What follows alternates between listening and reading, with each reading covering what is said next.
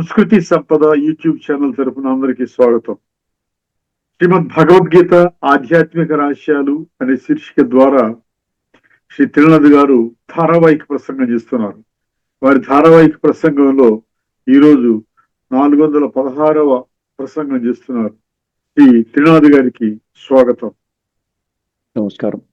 శ్రీమద్ భగవద్గీత ఆధ్యాత్మిక రహస్యాలు ఈ కార్యక్రమాన్ని తిలకిస్తున్నటువంటి సోదరిమణులందరికీ కూడా హార్దిక స్వాగతం, సుస్వాగతం.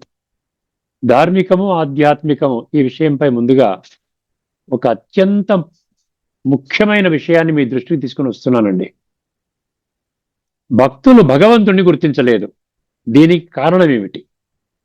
భక్తులు వారు నమ్ముకున్నటువంటి ఒక దేవతా స్వరూపాన్ని కానీ, ఒక ధర్మస్థాపకుని కానీ, ఒక గురువు అనేటువంటి సాధువు, సంతు, ఋషులు, మునులు, ఇటువంటి వాళ్ళని వాళ్ళు భగవంతుడిగా, అంటే దేహదారులని భగవంతుడిగా వాళ్ళు భావిస్తున్నారు. కానీ గీత ఏం చెప్తోంది? దేహదారులు త్రిగుణాలలోకి వస్తారు, ద్వంద్వాలలోకి వస్తారు. వాళ్ళు స్థాయిగా దైవీ సంస్కారాలతో ఉండరు.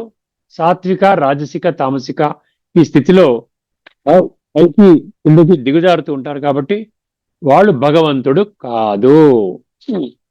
ఇప్పుడు భగవంతుడి సత్యమైన వారసత్వాన్ని పొందలేకపోవడానికి కారణం ఏంటంటే, భగవంతుడు ఈ కలియుగం యొక్క అంతిమ సమయంలోనే సృష్టి మీద అవతరిస్తారు. ఒకే ఒక్క అవతరణ, అది కూడా ఒక సాధారణ మనిషి తనువు ఆధారముగా వచ్చి మనకి జ్ఞానం చెప్తారు. 9వ అధ్యాయం 11వ శ్లోకము ఏమన్నారు? అవజానంతి మా మూఢ మానుషిం తనుం ఆశ్రితం అన్నారు. అర్థమైందండి. పరంభావం అజానంత మమ భూత మహేశ్వరం అంటే నా యొక్క పరమ లక్ష్యం ఏమిటి? నేను రావడం ఊరికే రానండి. ఇప్పుడు ప్రధానమంత్రి గారు కానీ ప్రెసిడెంట్ గారు ఊరికే వచ్చేస్తారా చెప్పండి? ఏదన్నా పెద్ద కార్యక్రమం ఉంటే వస్తారు. అదేవిధంగా భగవంతుడు కూడా ఊరికేనే రారు కదా. ధర్మ సంస్థాపనార్థాయ సంభవామి. అందుకని ధర్మాన్ని స్థాపన చేయడం కోసం నేను వస్తాను. ఇది నా యొక్క ఉనికి. ఎప్పుడు వస్తాను? అధర్మము పాతాళ అవస్థకి వెళ్ళిపోయాను. ధర్మం పాతాళ అవస్థకి వెళ్ళిపోయినప్పుడు, అధర్మము హిమాలయ పర్వతానికి అంటుకున్నప్పుడు వస్తాను. ఇప్పటి వరకు మనం ఏ ప్రక్రియ ద్వారా భగవంతుని పొందడానికి ప్రయత్నం చేస్తున్నామో, ఎటువంటి విధానము ద్వారా కూడా పరమాత్మ యొక్క ఉనికిని, పరమాత్మ యొక్క అస్తిత్వాన్ని, పరమాత్మ యొక్క అనుభవాన్ని మనం పొందలేమో. పొందినప్పుడే సంస్కార పరివర్తన జరుగుతుంది. సో కాబట్టి ఆ సంస్కార పరివర్తన ఇప్పుడున్నటువంటి విధానాల ద్వారా పొందటం లేదు. కాబట్టి నేను ఆ దివ్య కర్తవ్యాన్ని చేయడం కోసం సృష్టి మీద అవతరిస్తాను. అంటే కలియుగం యొక్క అంతిమ సమయమో, సృష్టి యొక్క ఆది సమయమో, అంటే దాన్ని ఏమన్నాడు భగవంతుడు? ఆత్మ పరమాత్మ మిలనము సమయము, సంగమ సమయము. అది చాలా కొద్ది సమయం మాత్రమే ఉంటుంది. దాన్ని ఇంకొక విధంగా చెప్పాలంటే సంగమ యుగాన్ని రిపేర్ యుగం అని అనొచ్చు. ఆత్మలో ఉన్న కుళ్ళుని కడిగేటువంటి యుగము. అర్థమైంది? ఎందుకంటే కుళ్ళుని కడగకుండా ఉంటే రాబోయేటువంటి స్వర్గములో అడుగు పెట్టడం అవకాశం ఉండదు. అందువలన ఈ సమయంలోనే పరమాత్మ సృష్టి మీద అవతరించారు. ఎవరైతే పరమాత్మని గుర్తించాలి, భగవంతుడి సృష్టి మీద అవతరించినప్పటికీ కూడా మనం ఇప్పటి వరకు తెలుసుకోలేదు, ఇప్పుడే మేము తెలుసుకున్నాము, గుర్తించాలి అనుకున్న వాళ్ళు దగ్గరలో ఉన్న రాజయోగ శిక్షణ కేంద్రానికి వెళితే మీకు అతి కొద్ది సమయంలోనే, కొద్ది రోజుల్లోనే, కొద్ది నెలల్లోనే మీకు పరమాత్మ యొక్క అనుభూతి జరుగుతుంది. ఈ కారణము ధార్మికంలో అసలు మనం పరమాత్మ ఉన్నారా, వారి యొక్క నామము, రూపము, దేశము, కాలము, వారి యొక్క గుణాలు, కర్తవ్యాలు, సంబంధము, ఇవేవి కూడా తెలుసుకునే ప్రయత్నం కూడా చేయటం లేదు. కేవలం కష్టం వచ్చినప్పుడు హే భగవంతుడా అంటున్నాం, పరమాత్మ అన్న పదం వాడతాం, ఈశ్వర అన్న పదం వాడతాం. కానీ ఆ స్పష్టత లేదు. దేవీ దేవతల యొక్క లక్షణాలేమిటి, ధర్మస్థాపకుల యొక్క లక్షణాలేమిటి, పుణ్యాత్ములు, పాపాత్ములు, మహాత్ముల యొక్క లక్షణాలేమిటి, అదేవిధంగా సాధులు, సంతులు, ఋషులు, మునులు వాళ్ళ లక్షణాలేమిటి, ఇవేవి కూడా తెలియదు. కేవలం అంధవిశ్వాసం ఆధారంగానే ఈ విధంగా పరమాత్మని తెలుసుకునే ప్రయత్నం చేస్తున్నారు. అందుకని ఇప్పటి వరకు వాళ్ళు తెలుసుకోలేకపోయారు. సో పరమాత్మని తెలుసుకుంటే పరమాత్మ సత్యమైన వారసత్వం అతి త్వరలోనే ఈ భూమండలంపై స్థాపన కాబడేటువంటి స్వర్గము అనబడే సత్య త్రేతాయుగాలు, ఈ రెండు యుగాలలో అంటే పరకల్పము. అర్థమైంది? భగవంతుడు దాన్ని ఏమంటున్నాడు? స్వర్గం అంటున్నాడు. అరకల్పము ద్వాపర కలియుగాలు నరకం అంటున్నాడు. అర్థమైందండి? సో సత్యమైన వారసత్వం పొందాలంటే పరమాత్మని గుర్తించాలి. పరమాత్మని గుర్తించే సమయము ఇప్పటి సమయం, ఇప్పుడు లేకున్నా మరెప్పుడూ లేదు. అందుకని ఈ విషయాన్ని గుర్తించి మీ దగ్గరలో ఉన్న బ్రహ్మకుమారి సేవా కేంద్రానికి వెళ్ళినట్లయితే మీకు పరమాత్మ యొక్క ప్రత్యక్షత నిజమా కాదా అన్న విషయం అర్థమవుతుంది. ఇప్పటికే కొన్ని లక్షల మంది గుర్తించడం జరిగింది. అది కూడా వివిధ ధర్మాలకు చెందిన వాళ్ళు గుర్తించారు. మీకు ఆశ్చర్యాన్ని కలిగించే విషయం ఏంటంటే 140 దేశాల్లో ఈ యొక్క సేవా కేంద్రాలు స్థాపించడం ద్వారా పరమాత్మనే ఈ విధంగా స్థాపన చేసినటువంటి ఈ సంస్థ ప్రజాపిత బ్రహ్మ కుమారి ఈశ్వరీయ విశ్వవిద్యాలయం. దయచేసి ప్రతి ఒక్కరు వెళ్ళండి, వెళ్ళి సత్యాసత్యాలను గుర్తించండి. పరమాత్మని, పరమాత్మ సత్యమైన వారసత్వానికి అర్హతను సంపాదించండి.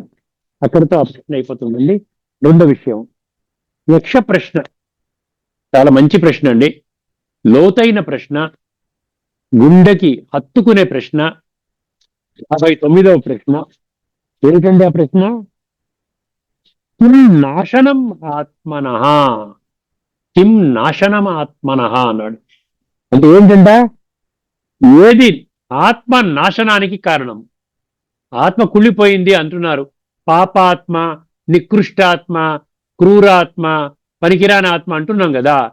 దేని వల్ల ఆత్మ శ్రేష్టమైన ఆత్మ, మహాత్మ, దైవాత్మ, పుణ్యాత్మ, పాపాత్మగా మారింది? ఆలోచించాలి, బుద్ధినేత్రాన్ని తెరుచుకోవాలి. సత్యత ఆధారంగా, ధర్మము ఆధారంగా మనం ముందుకెళ్ళేటువంటి ఒక దృఢ సంకల్పం చేయాలి. దీనికి ఏంటండి ఆత్మ ఇది ఏది ఆత్మ నాశనానికి కారణము? అంటే ఆత్మ అంటే మనిషి కదా, మనమే కదా. నేను ఆత్మని అంటే నేను ఆత్మని, ఈ శరీరం నాది. దీన్ని మనం ఏంటంటే మనుషులు అంటున్నారు. సో మనిషి పతనానికి కారణం ఏమిటి అంటున్నాడు. మనిషి రోజున పతనం అయిపోయాడు. ఎంత భలే డబ్బున్నా పతనం అయిపోయాడు, ఎంత అందంగా ఉన్నా పతనం అయిపోయాడు, మంచి హోదాలో ఉన్నా పతనం అయిపోయాడు. దేహభ్రాంతిలో ఉన్నటువంటి వాళ్ళందరినీ కూడా భగవంతుడు ఏం చెప్పాడు? 4 వర్ణాలలో ఆత్మ అనుభూతి, ఆత్మ ఉనికిని కనిపెట్టిన వాళ్ళని బ్రాహ్మణులు అంటున్నాడు, దేహభ్రాంతిలో ఉన్నటువంటి వాళ్ళని శూద్రులు అంటున్నాడు. ఇది ఒక కొత్త నిర్వచనము. 2 వర్ణాలు, ఆత్మ, దేహము.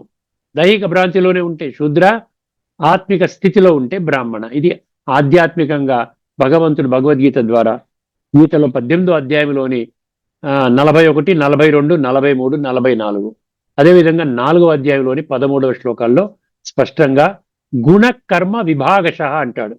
అదేంటంటే గుణాల ఆధారంగా, కర్మల ఆధారంగా వర్ణాలు విభజింపబడ్డాయి, అంతేగాని పుట్టుక ఆధారంగా కాదు. ఒకసారి యుధిష్ఠిరుడు సమాధానం చూద్దామండి. మనిషి పతనానికి కారణం ఏమిటి? చాలా అద్భుతంగా చెప్పాడు. కామ, క్రోధశ్చ, లోభశ్చ నాశనం ఆత్మనః. ఇది మీకు గూగుల్లో కొడితే మీకు సమాధానం వస్తుంది.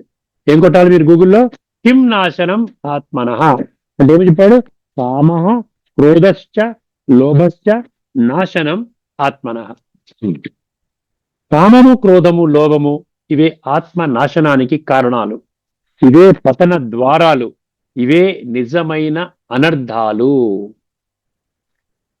కొంచెం విశ్లేషణ చేద్దామండి. ఇప్పుడు ఈ ప్రశ్నను లోతుగా చర్చిద్దాము.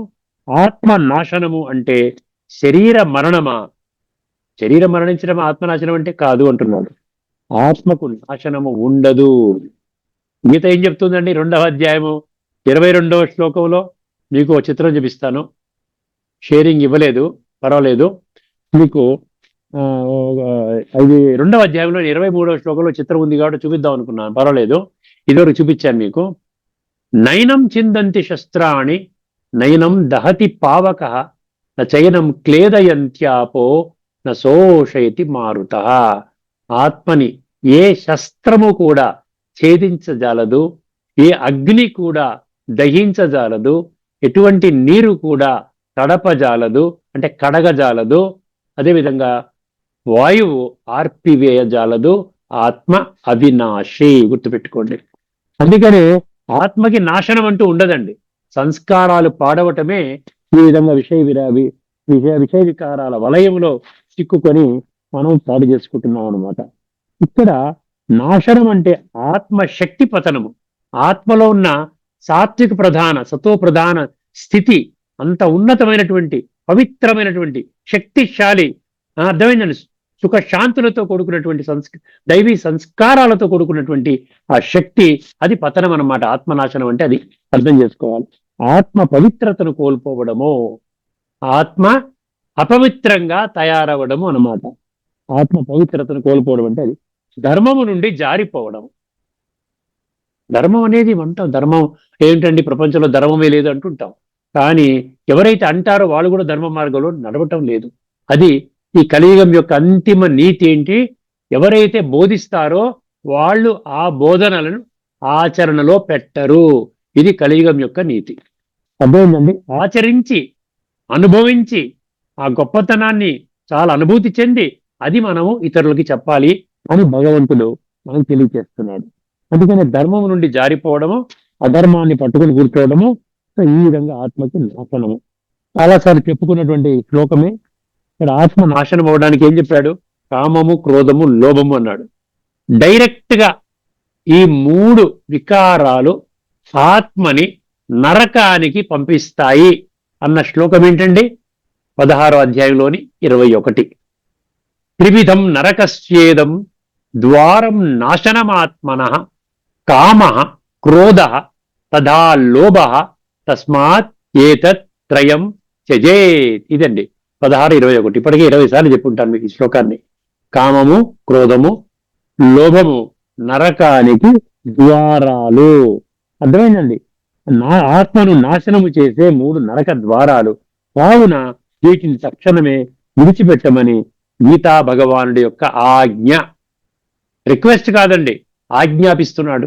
తండ్రి బిడ్డలను ఆజ్ఞాపిస్తున్నాడు. ఇప్పుడు ఇది ఒక్కసారి విశ్లేషణ చేసినట్లయితే మనకు ఏమర్థమవుతుందండి? కామము ఏం చేస్తోంది? బంధనము, బంధిస్తోందంట. కామము అంటే లైంగిక వాంఛ, సెక్స్ లస్ట్ మరియు భౌతిక ఇంద్రియ సుఖాలను పొందేటువంటి కోరికలు, అనుభవం చేసే కోరికలు. యోగాసక్తి దేనివల్ల వస్తోంది? దేహాభిమానము. దానికి కారణం ఏంటి? వికారాల పట్ల ఆకర్షణ, అణచలేని కోరికలు. కామము తీరదు. ఏమండి? కామము తీరదు. తీరని కామం ఏమవుతుందండి? క్రోధముగా మారుతుంది. తీరని కామము క్రోధముగా మారుతుంది. 3వ అధ్యాయం 37వ శ్లోకం డైరెక్ట్ గా చెప్తున్నాడండి. మీరు స్వర్గములోకి రారు. మీరు సత్యత్రేతాయుగాల్లో ఎంట్రీ లేదు, నిషిద్ధము. ఎందుకంటే సాత్విక సంస్కారాలతో శరీర త్యాగము చేసిన వాళ్ళు మాత్రమే అక్కడికి వస్తారు. అందుకని ఇక్కడ చూడండి 3:37 ఏం చెప్పాడు? కామయేష క్రోధయేష రజోగుణ సముద్భవ అన్నాడు. రజోగుణం అది. అర్థమైందండి? రజో తమోలోకి వస్తుంది కానీ సతోగుణం కాదు. కామయేష క్రోధయేష రజోగుణ సముద్భవ మహాశనో మహాపాప్మ విద్యేన ఇహ వైరిణం. ఇప్పుడు వర్తమాన సమయములో, ఇహ అంటే ఈ లోకములో, ఇప్పుడున్నటువంటి సమాజములో 850 కోట్ల మంది మనుషులు గుర్తించవలసినటువంటి సత్యం ఏమిటండి? నిగూఢ సత్యం ఏమిటి? కామము, క్రోధము, లోభము మిమ్మల్ని పాతాళానికి నెడుతున్నాయి. ఇది రజోగుణము. మహాశనం అంటే ఏంటి? ఎన్నిసార్లు మనం కోపం చేసినా, ఎంత డబ్బు మీ చేతిలో ఉన్నా, లోభగుణము ద్వారా కామ వికారానికి ఎన్నిసార్లు మీరు ఆ విధంగా అనుభవం చేసినా, కామ భోగాన్ని అనుభవం చేసినా తృప్తి చెందలేరు. ఈ శరీరం ఉన్నంత వరకు తృప్తి చెందరు. మహాశనం. అందుకని ఏమన్నాడు? మహాపాప్మా అన్నాడు. విద్యేన, తెలుసుకోండి నా బిడ్డల్లారా, తెలుసుకోండి. ఇహ ఈ లోకములో ఈ యొక్క కామము, క్రోధము, లోభము మహాశత్రువులు అంటున్నాడు, పరమ శత్రువులు అంటున్నాడు. ఇహ వైరినం అంట. వైరి అంటే శత్రువులు. సో అక్కడికి అది అయిపోయింది కదండి. ఇది మహాభక్షకుడు, ఇది మహాపాపరూపి, ఇది జ్ఞానాన్ని కప్పివేస్తుంది. తర్వాత క్రోధం గురించి ఏం చెప్పాడు? వివేకము నాశనం అవుతుందంట. గట్టిగా అరుచుకున్నారనుకోండి, ఆ సమయంలో నిర్ణయాలు తీసుకోకండి. ఏదన్నా బిజినెస్ లో కానీ, ఏదైనా ఇంటి వ్యవహారంలో కానీ, పిల్లల్ని చదివించే విషయంలో కానీ, ఇంకెక్కడైనా ఒక నిర్ణయాలు తీసుకోవాలనుకోండి, ఆ క్రోధము, ఆవేశము ఆ ఉన్న సమయంలో ఎటువంటి నిర్ణయాలు తీసుకోకండి. అర్థమైందండి? అది ఏమవుతుందంటే వివేకాన్ని నాశనం చేస్తుందండి. ఏం చెప్పాడు ఇక్కడ? వివేక నాశనం. క్రోధం వచ్చిన వెంటనే బుద్ధి చెదరిపోతుంది, బుద్ధి బుద్ధి లేనివాడిగా అయిపోతుందంట. తర్వాత సంబంధాలు దెబ్బతింటాయి. అందుకే ఈ రోజున సంబంధాలు బాగోలేవండి. భార్యాభర్తల మధ్య సంబంధాలు బాగోలేవు, తండ్రి తల్లిదండ్రులు పిల్లల మధ్య సంబంధాలు బాగోలేవు, అత్తగారు కోడళ్ళ మధ్య సంబంధాలు బాగోలేవు, అదేవిధంగా సోదరుల మధ్యలో బాగోలేవు. తండ్రి యొక్క ఆస్తి పంపకాలలో కూడా మనం అందరం కూడా రక్త సంబంధీకులం కదా, మనం అంతా కలిసి చక్కగా ఏ గొడవ పడకుండా, తండ్రిని అగౌరవపరచకుండా చక్కగా కూర్చొని మాట్లాడుకొని చర్చించుకొని చేద్దాం అనుకుంటున్నారా? లేదు లేదు, ఇది నేను తీసేసుకుంటాను, అదేదో నువ్వు తీసుకో, దాంట్లో మనస్పర్ధలు వస్తున్నాయి. కోర్టు తగాదాల్లో 60% ఆస్తి పంపకాల తగాదాలంటే మీరు సంబంధాలు ఎంతవరకు పాడైపోయో మీకు అర్థం చేసుకోండి. నోటితో చేతితో పాపకర్మలు జరుగుతాయి. అంటే చేతులతో జరుగుతాయి పాపకర్మలు, నోటితో కూడా చెత్త మాటలు మాట్లాడితే పాపకర్మ జరిగిపోయినట్టే. ఇతరుల పట్ల చెడు సంకల్పాలు పెట్టుకుంటే కూడా జరిగిపోయినట్టే. ఇది కూడా మీకు మాటికి చెప్పాను 2వ అధ్యాయంలోని 62, 63 మీకు కూడా శ్లోకం వచ్చేసి ఉంటుంది. ఆ 2 శ్లోకాలు భయంకరమైన శ్లోకాలు ఏమిటండి? జాయేతే విషయాన్ పుంసః. నేను మళ్ళీ చెప్తాను సమయం దృష్టిలో పెట్టుకుని. 3వది లోభము. లోభం అంటే ఏమిటి? ధనం మీద ఆసక్తి. ధనం అనండి భౌతిక సాధనాల మీద ఆసక్తి. అంటే ఆ తృష్ణ. అది ఎప్పుడైనా తృప్తి చెందుతుందా? తృప్తి చెందదు. తృష్ణ తృప్తి చెందదు నిరంతరము. ఇప్పుడు ఎంత డబ్బు వచ్చినా ఇంకా డబ్బు పొందే అవకాశం ఉందనుకోండి, ఇంకా ప్రాకులాడతాం. అదేదో ఉదాహరణ చెప్తారు కదా, రాజుగారు ఏదో ఒక మనిషికి ఏమిచ్చాడు, వరం ఏమిచ్చాడు? ఉదయం సూర్యోదయం నుండి అస్తమయం వరకు, అంటే సన్ రైజ్ నుంచి సన్సెట్ వరకు ఎంతవరకు నువ్వు నడుస్తావా, పరిగెడతావా, ఎంతవరకు చేస్తే ఆ భూభాగం అంతా నీదేరా అన్నాడు. ఏం చేశాడు? చివరికి ఎంతో నడిచాడు, చాలా దూరం కవర్ చేసుకున్నాడు. చివరికి సూర్యాస్తం అయిపోతోంది, ఇంకా కొన్ని క్షణాలే ఉన్నాయి, ఇంకా పరిగెడతాను. చివరికి స్పృహ తప్పి పడిపోయాడు, చచ్చిపోయాడు. ఏమైపోయిందని 3 అడుగుల నేల సరిపోతుంది మనిషిని కప్పెట్టడానికి. కానీ ఏమైపోయిందండి? లోభగుణము. అర్థమైందండి? అది ఏం చెప్పాడు ఇక్కడ? ఎంత ఉన్నా సరిపోదు, ఇతరుల హక్కుల మీద దృష్టి, ధర్మాన్ని వదలి సంపాదన, దానములో వెనకడుగు. దానము కూడా ఇవ్వరు, మనస్ఫూర్తిగా ఇవ్వరు, బలవంతంగా ఏదో తల్లిగారి ఏదో సంవత్సరిక వండి అంటే ఏదో ఇవ్వండి అంటే బాధపడుతూ ఇస్తారు. దానంలో కూడా వెనుకడుగు. లోభం ఏంటంటే ధర్మాన్ని తినేస్తుంది, దయను ముంచేస్తుంది, శాంతిని నాశనము చేస్తుంది. ఆధ్యాత్మిక దృష్టికోణంలో ఏంటండి? ఆత్మ నాశనం అంటే ఏమిటి? ఆత్మ నాశనం అంటే దేహాభిమానము కారణము, వికారాలకు బానిసలవ్వడము, వృధా చింతన అంటే వ్యర్థ చింతన, మనసు నిండా డబ్బు ఎలా సంపాదించుకుందాము, జరిగిపోయిన విషయాలు, అదెందుకు జరిగింది, ఇదెందుకు జరిగింది, వాడు చెత్తవాడు, వీడు మంచివాడు కాదు, ఇవే ఆలోచనలు, వ్యర్థ చింతన, వృధా సంభాషణ, వ్యసనాలు, నెగటివ్ సంస్కారాలు. అర్థమైందండి? నకారాత్మక సంస్కారాలు. ఇవన్నీ ఏమవుతాయి? దీనివల్ల పవిత్రతను కోల్పోతాయి. ఆత్మ అశుద్ధంగా అయిపోతుంది. శాంతిని నాశనము చేస్తాయి, ఆత్మ బలాన్ని తగ్గిస్తాయి. ఇవే సూక్ష్మంగా ఆత్మ నాశనం అంటే ఇదన్నమాట. సో ఆత్మ ఏ విధంగా కాపాడుతామండి? ఆత్మని కాపాడుకోవాలంటే ఏం చెయ్యాలి అది కూడా చెప్తున్నాడు యుధిష్ఠిరుడు. ఏం చెప్తున్నాడు? ఆత్మస్మృతి, పరమాత్మ స్మరణ, వికారాలపై విజయము, ధర్మాచరణ, శ్రేష్ఠ సంస్కారాలు. చూసారా? మళ్ళీ చెప్తాను. ఆత్మస్మృతి, పరమాత్మ స్మరణ, వికారాలపై విజయము, ధర్మాచరణ మరియు శ్రేష్ఠ సంస్కారాలు. అందుకని ఇక్కడ ఏం చెప్పాడు? స్మృతి విలోమం నాశనం. స్మృతి లేదంటే నాశనం. తర్వాత ఏం చెప్పాడు? స్మృతి సవాసన విమోచనం. అంటే స్మృతి ఉంటే విమోచనము, స్మృతి పోతే నాశనం. ఇదనమాట. పరమాత్మ స్మృతి కామాన్ని శాంతపరుస్తుంది, క్రోధాన్ని కరిగిస్తుంది, లోభాన్ని తృప్తిలో కరిగిస్తుంది, తృప్తిలో ఉంచుతుంది. సంతుష్టత, లోభానికి వ్యతిరేక పదం ఏంటండి? సంతుష్టత, కంటెంట్మెంట్ అంట, తృప్తి. అదేనండి. ఆ విధంగా చేసుకోండి. సారాస్థాయిలో ఆఖరి మహావాక్యాలు 2 వాక్యాలండి. కామము, క్రోధము, లోభం వల్ల బుద్ధి నశిస్తుంది. బుద్ధి నశిస్తే అదే ఆత్మ నాశనము. ఆత్మ నాశనం అంటే బుద్ధి నాశనం అంట. బుద్ధి అంటే విచక్షణ, ధర్మాధర్మ, సత్యాసత్య, ఏ మార్గాన వెళ్ళాలి, ఏ మార్గాన్ని వెళ్ళకూడదు, పరమాత్మని ఏ విధంగా గుర్తించాలి, ఇవన్నీ అది నాశనం అయిపోతుంది అంటున్నాడు. మీరు ఏమంటున్నాడు ఇక్కడ? కిం నాశనం ఆత్మన. ఏది ఆత్మ నాశనము అంటే, ఏది ఆత్మ నాశనము అంటే ఏం చెప్పాడండి ఇక్కడ? సమాధానం ఆఖరి మహావాక్యం జాగ్రత్తగా వినండి. కామము, క్రోధము, లోభము ఇదే నాశనం, ఆత్మ నాశనానికి మూల కారణాలు. గీత కూడా ఇదే చెప్తోంది. గీతలో ఏం చెప్పింది? ఇంతకు చదువుకున్నాం కదా, త్రివిధం నరకస్యేదం, గుర్తుపెట్టుకోండి. కామ, క్రోధ, తదా లోభ. ఈ విధంగా ఆధ్యాత్మికంగా గీత కూడా ఏం చెప్తుంది? దేహాభిమానము, వికారాలు, దేహాభిమానము, దాని నుండి వచ్చే వికారాలు, ఇది ఆత్మని పతనావస్థకి తీసుకొని వెళుతుంది. అర్థమైందండి? ఇది యుధిష్ఠిరుడి యొక్క సమాధానము. యక్ష ప్రశ్నుడు 59వ యక్ష ప్రశ్న, కిం నాశనం ఆత్మన. ఇప్పుడు మనము కేనోపనిషత్తులో మనము 2వ మంత్రం చదువుకుందామండి. మొదటి మంత్రం మనం చెప్పుకున్నాము.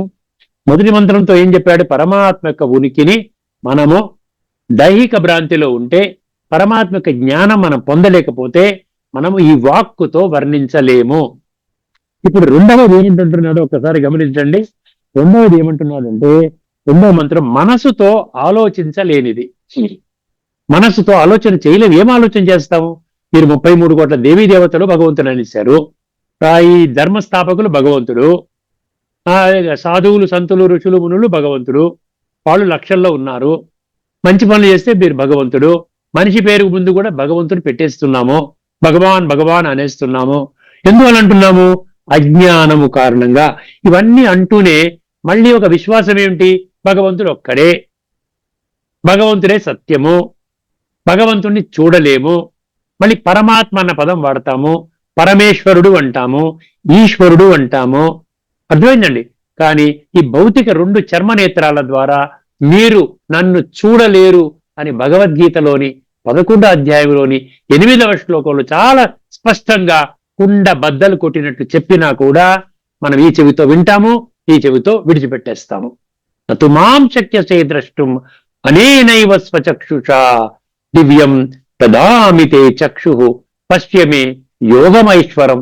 నా యొక్క మహిమను, నా యొక్క గొప్పతనాన్ని మీరు యోగ నేత్రాన్ని ప్రసాదిస్తున్నాను, బుద్ధి నేత్రాన్ని, మనోనేత్రాన్ని, సంస్కార పరివర్తన నేత్రాన్ని, 3వ నేత్రాన్ని, దివ్య నేత్రాన్ని, జ్ఞాన నేత్రాన్ని ప్రసాదిస్తున్నాను.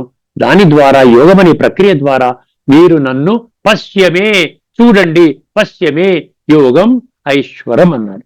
కానీ మనం ఏం చేస్తున్నాము? దాన్ని అర్జునుడు ఒక్కడికే చెప్పారు, ద్వాపర యుగంలో చెప్పారు, కురుక్షేత్ర యుద్ధ మైదానంలో చెప్పారు అని గీతని భౌతికంగా అర్థం చేసుకున్నాం. భౌతికం కాదు. 10వ అధ్యాయంలో 32వ శ్లోకాన్ని విస్మరించకండి. అధ్యాత్మ విద్య విద్యానాం. సర్వ విద్యలలోకి నేను బోధించే విద్య ఆధ్యాత్మిక విద్య. ఆధ్యాత్మిక విద్య యొక్క నిర్వచనం కూడా మనం అనేక మార్లు చర్చించుకున్నాము. ఆత్మ విద్య, పరమాత్మ విద్య, తర్వాత ఏమన్నారు?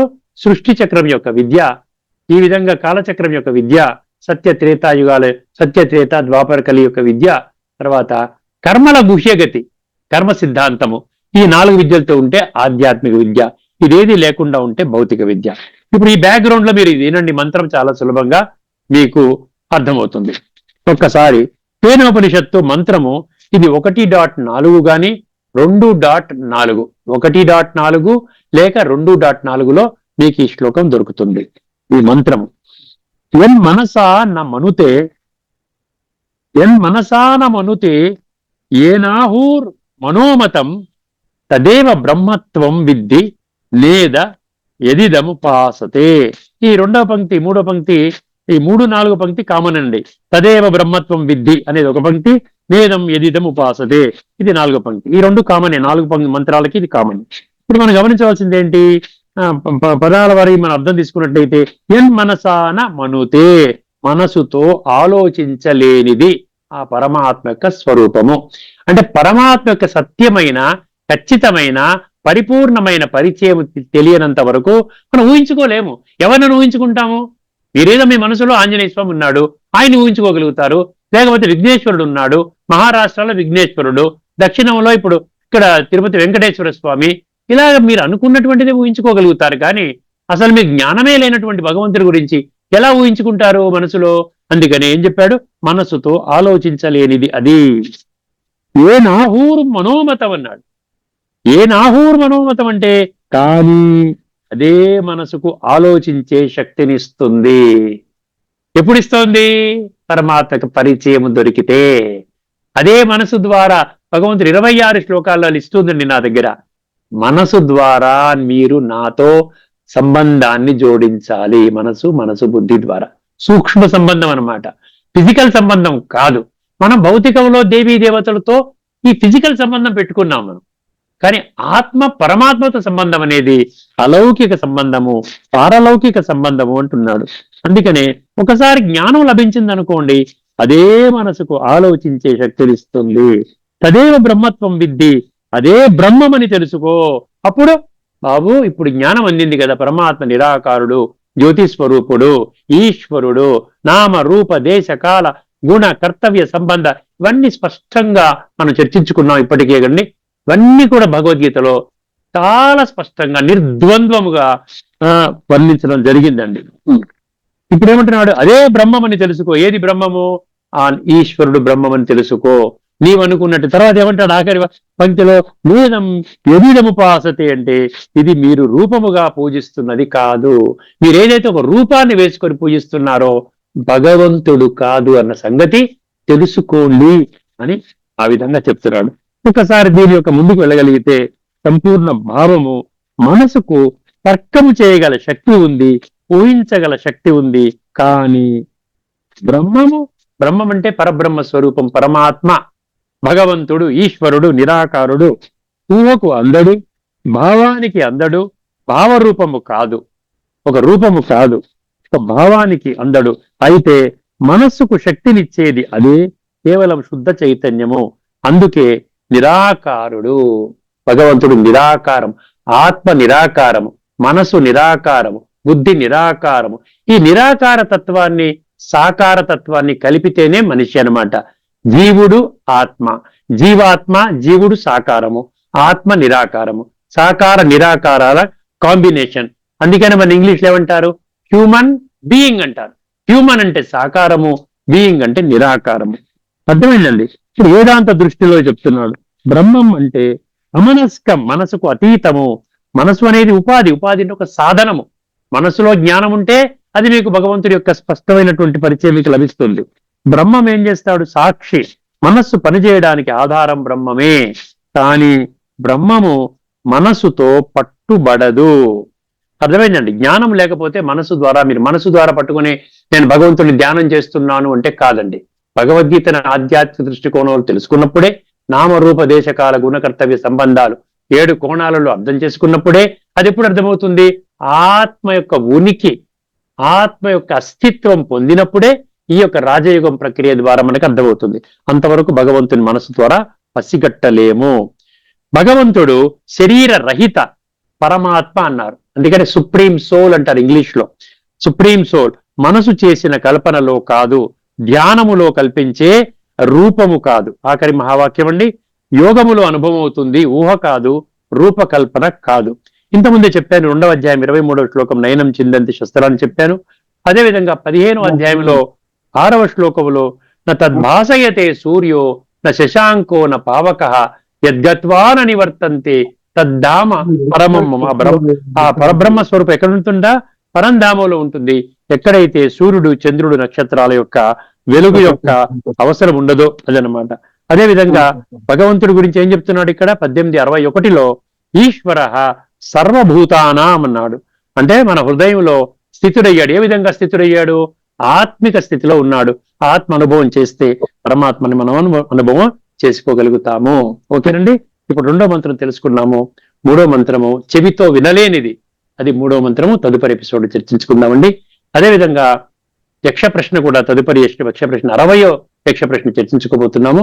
ధార్మికము ఆధ్యాత్మిక మధ్య మరొక తేడాని కూడా మీ దృష్టికి తీసుకుని వచ్చే ప్రయత్నం చేస్తాను. అంతవరకు సెలవు. అందరికీ నమస్కారం. లోకా సమస్తా సుఖినో భవంతు. ఓం శాంతి. శ్రీమద్ భగవద్గీత ఆధ్యాత్మిక రహస్యాల తత్వసారాన్ని మనకు వివరించిన శ్రీ త్రినాథ్ గారికి ధన్యవాదాలు. నమస్కారం అండి.